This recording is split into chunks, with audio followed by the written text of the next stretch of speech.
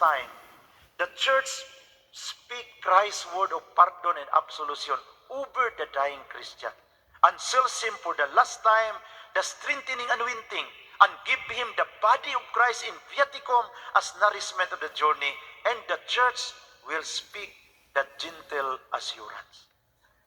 Ang simbahan magsasalita tungkol sa mga salita sa pag-asa at sa buhay na walang hanggan to the dying Christian. Kaya nakita ko yung mga Katoliko na nakatanggap ng anointing, peaceful ang kanilang mukha. No, nakaganon.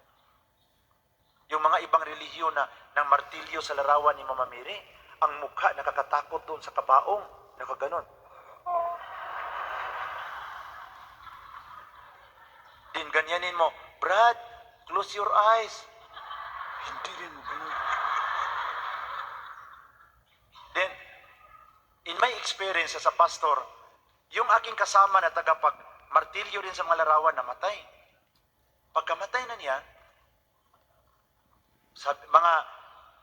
kasi early ako nagpastor, mga 18 years old, matakutin pa ba? Sabi ng kaniyang wife, Pastor, punta ka dito. Siya, bakit?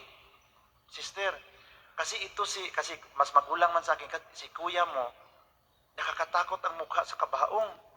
So doon ko naisip, kasi siya ang tagapagsunog sa mga larawan ni Mama Mary. Kaya ang mukha niya sa kabaong nakakatakot ka ganun. Oh. Yeah.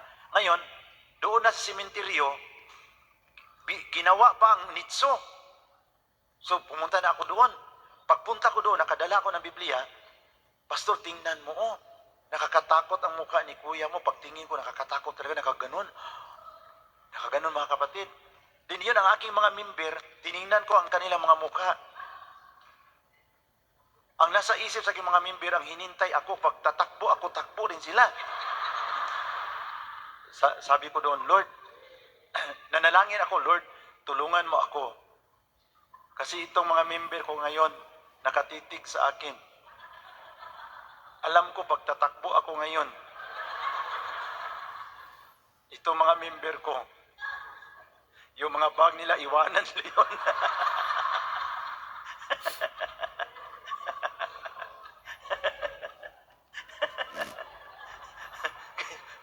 Tulungan mo ako, Lord, kasi alam ko kasi ang patay nandyan. Nakatitig sila sa akin. Alam ko, Lord, na kung tatakbo ako ngayon, itong lahat walang maiwan dito.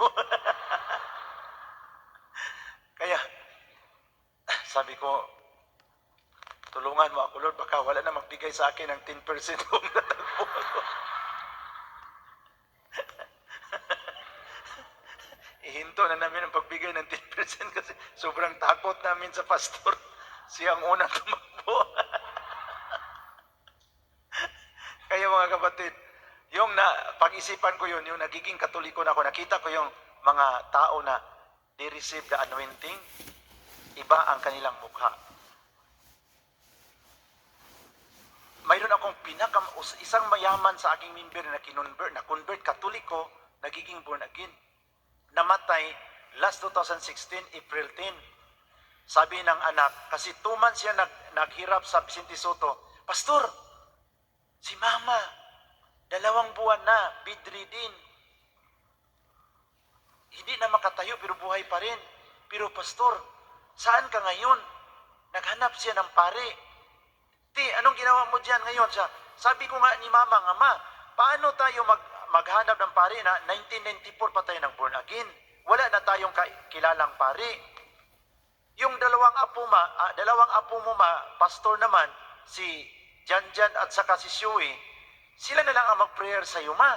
Sabi ng matanda na 91 years old, hindi ako gusto sa pastor. Pare lang. Na-born again na yun since 1994 ang hinanap, pare.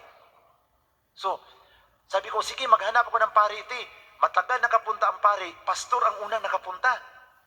Ang sabi ng yung doon na daw nakapasok ang pastor sa kanilang ICU room. Pagtingin daw ni Manay sa 2 pastor na nakahawak ng Biblia, para daw nasyak. Gumanon daw si Manay.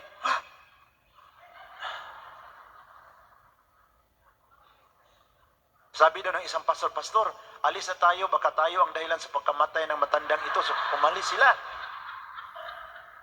Pag alis sa pastor, pumasok ang pare. Ito, totoong istorya ito. Pagpasok sa pare, pagtingin daw ni Manay sa pare nakasutana, pinilit ni Manay na makasmile. Na born again yan. Since 1994, pagkakita niya sa pare, pinilit niya makasmile.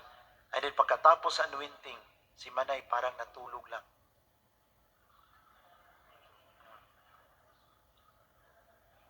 Yung mga naninira kang mamamiri, ang mukha nakakatakot.